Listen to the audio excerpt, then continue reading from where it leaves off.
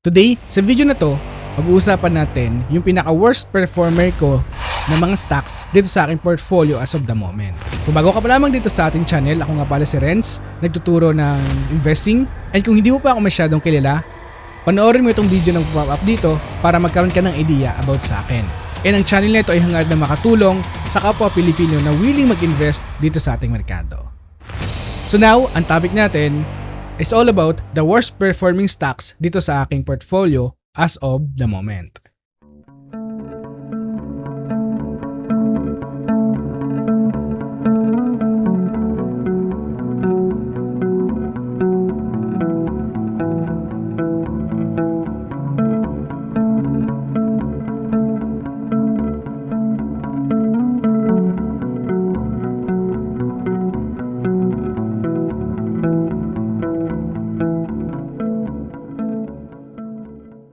So today sa aking current portfolio, meron akong 34 stocks na hawak. Based sa mga nakita nyo dito today, ang pinaka masasabi ko na worst performer na stock para sa akin ay ang company Megaworld. Down ako ng 17.34%. Maliban sa total returns na down ako, kaya ako nasabi na worst performer itong, kasi kung titignan natin maliban sa stock price, yung kanyang market cap as of the moment, ito ay nasa 58.2 billion pesos. Pero kung titignan natin dito yung history, from 2014, ang kanyang market cap ay nasa 154 billion pesos. So kung titignan mo, halos 100 billion pesos yung nawala, and every year makikita natin na continuous na bumabagsak ang kanyang market cap. So para sa akin yung possible reason kung bakit talagang bumababa yung market cap ng Megaworld ay dahil sa mga mis-expectation, and lagi itong nagbibuild ng mga ng mga real estate dito sa Pilipinas. Hindi pa talaga nagkakaroon ng materialization yung mga binibuild nitong mga real estate. And another reason kung bakit ko nilagay ito sa aking worst performing stock sa aking portfolio yung trend ng ating ang real estate sector dito sa ating bansa over the past 5 years at talagang bugbog until now. So down pa rin ito ng 35% as of the moment. And ang valuation din dito ng mga analysts in the next coming 5 years sa real estate sector ay nasa 10% lamang. Samantalang ang PE ratio nito ay nasa 11.7 times as of the moment. So hindi masyadong kabilisan yung pag-angat ng sector na ito kasi ang dami din nangyayari sa ating bansa. May mga interest rate pa na kailangan tignan, may mga inflation rate na kailangan tignan din para magkaroon tayo ng idea sa real estate sector. Kaya makikita natin na may mga pangilan-ngilan na mga real estate katulad ng Megaworld Corporation.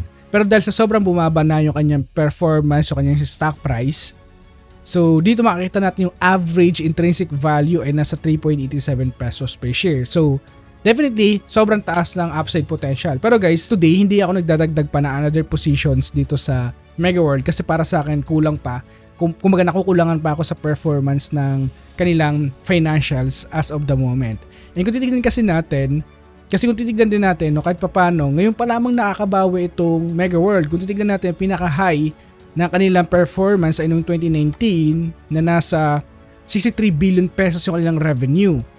And sa kanilang pinaka-latest filing noong 2023, ito ay nasa 64 billion pesos na yung kanilang nakuha. So kahit papano, nag-level na yung kanilang revenue dito. And ang kanyang trailing 12 months na nga ay nasa 74 billion pesos. So kahit paano ay umaangat na kanilang revenue. And also yung kanilang net income ay hindi pa gaano kagandahan. Kung titignan natin dito, over the past 10 years, ang compound annual growth rate ng kanilang revenue ay down pa rin ng 1%. So from 21 billion to 18.8 billion pesos. So ito yung mga rason kung bakit ko nasama itong company sa aking worst performing stock sa portfolio ko. And kung bakit din as of the moment wala pa rin akong additional na investment na pinapasok sa kumpanya. Because sa mga category na nabanggit natin. And I think yung susunod na stock na sa tingin ko sa worst performer ay ang company Wilcon Depot. So as of the moment ang aking total returns ay nasa halos negative 17% sa kumpanya. And I think makikita din natin dito yung kanyang share price na talagang bumabagsak din na bumabagsak. Pero kung titignan natin yung kanyang market cap ay nasa 72 or 73 billion pesos. Meron itong revenue na nasa 34 billion, income ay nasa 3 billion, and ang free cash flow ay nasa 3.4 billion pesos. So ang kagandaan din dito naman sa company kahit paano ay maganda kanyang free cash flow nasa 3.4 billion, no? Pero hindi yun sapat para mag-materialize or mag-justify dito sa kanyang current performance as of the moment.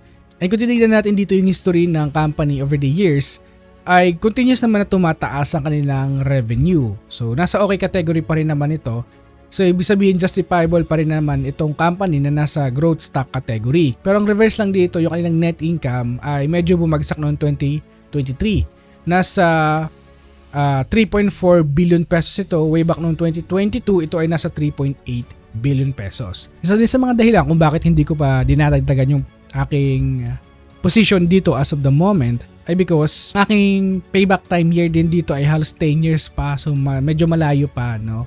Kumbaga kailangan ko pang umantay na gumanda pa ang kanya free cash flow, tumaas pa ng mas maganda compare sa kanyang income para ma-justify natin na ready na akong pumasok sa kumpanyang ito. And also yung kanyang moat, no, ay talagang naapektuhan. Ang kanyang ROIC ay nag-grow lamang ng 2% over the past 3 years. Equity ay nag-grow ng 9%, which is okay naman. Earnings per share maganda, pinapaka na performance, revenue. And ang free cash flow, wala tayong makita, ibig sabihin either negative or naging zero yung kanyang, or that's a negative dati yung kanyang free cash flow dito, no? Pero kung titignan natin sa KPIs, ang free cash flow ng Wilcon,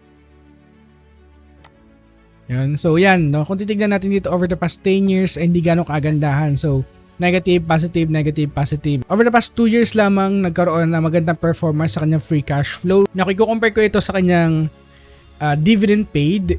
So ayun, makita natin dito na hindi gaanong kalakihan yung i-improve ng company kasi makita natin halos lagpas 60% o kinain na kanilang dividend paid compare sa kanyang free cash flow nung 2022 and 2023. And I expect, yun nga, ng time na to, I expect na bababa kanyang share price, pero yun nga mali ko, no? Yun ang kamalian ko nang pumasok ako dito kasi masyado pa akong maaga na pumasok. Pero other than that, ay nasa okay category pa rin naman kasi itong company, and definitely antayin ko lang na gumanda kanyang performance bago tayo maglagak ng another position sa kumpanyang ito.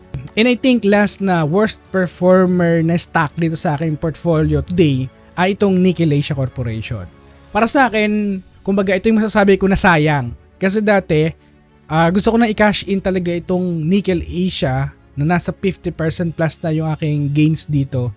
Gusto ko na i-cash in siya, pero yun yung problema, hindi ko siya na-cash in. No? Hindi ko ito nabenta because magte-temporary baba lamang yung pangkalahatang presyo ng nickel, pero today talagang sobrang bumagsak ng bumagsak, no? Pero para sa akin ito short term lamang na pagbagsak kasi alam naman natin yung nickel ay talagang pangunahing ginagamit iyan sa modernong panahon natin, and talagang hindi mawawala yung produkto ng Nickel Asia Corporation in the next coming 5 to 10 years from now. And ayun nga, maliban sa yung total returns ko dito ay bagsak, nasa 22 halos 23%. So mapapansin natin dito talagang continuous na bumubulusok pa ba ang kanyang performance. Ayan, no.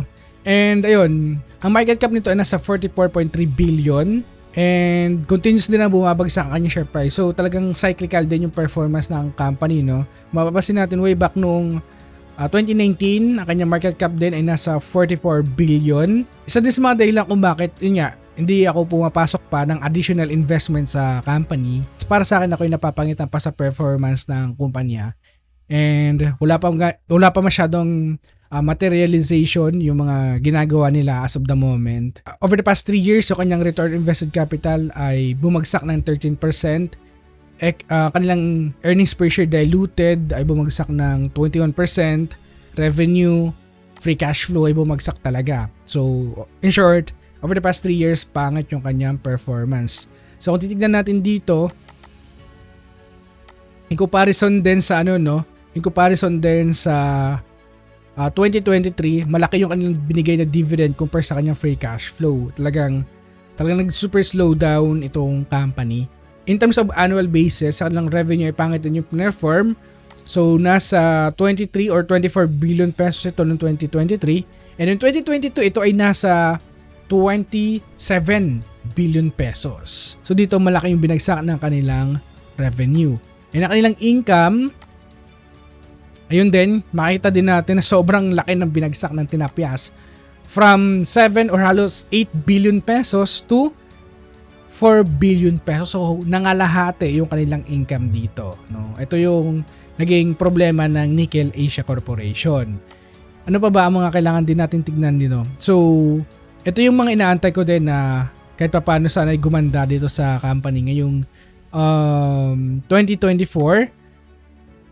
Pero kung titignan kasi natin in comparison today, ang kanilang revenue.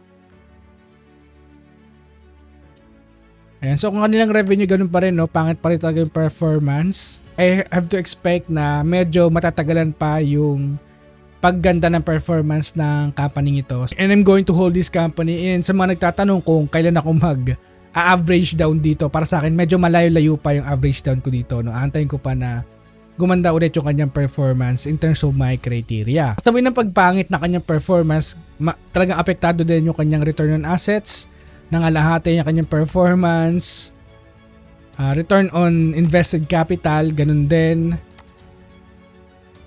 Return on total capital, ayan, bagsak talaga.